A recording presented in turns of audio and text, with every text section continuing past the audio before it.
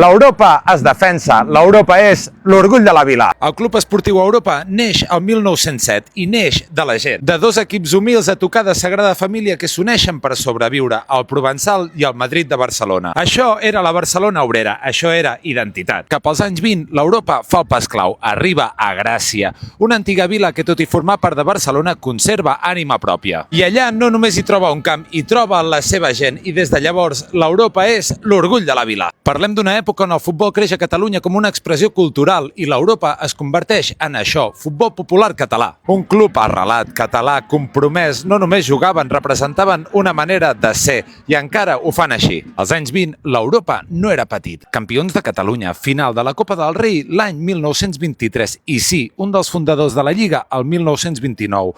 Quan el futbol neix a l'estat espanyol, l'Europa ja hi és. Amb noms com Joan Mates, president clau i un gran impuls per l'Europa. Manuel Cros, estrella dins del camp, gent que no només jugaven a futbol, sinó que construïen història. Però arriba un cop de realitat, crisi, guerra civil, el camp abandonat i tancat, el club trencat. Però no desapareix, perquè això és molt més que una empresa, és un poble. El 1940 el tornen a aixecar amb el seu propi esforç. El camp, al carrer Sardenya, i quan el refan, el nou Sardenya. No és només un estadi, és territori, és barri, és resistència. I aquí neixen els escapulats, una afició fidel i que manté viu l'esperit del club. No és només una samarreta, no és només esport, és identitat. Antifeixistes de barri, de Gràcia, futbol popular, futbol antifeixista, futbol català, futbol de veritat. Això és cultura escapulada. L'Europa ha pogut caure, però també ha fet història. Ha guanyat el Barça, ha sobreviscut a èpoques dures, ha celebrat els seus 100 anys i encara hi és. I avui, mentre tornen a pujar de categoria, l'Europa es veu obligat a marxar del seu camp, del seu barri i jugar a Can Dragó, però ni així es rendeixen, ni així afluixen. Perquè l'Europa no és només un equip, és escola, és comunitat,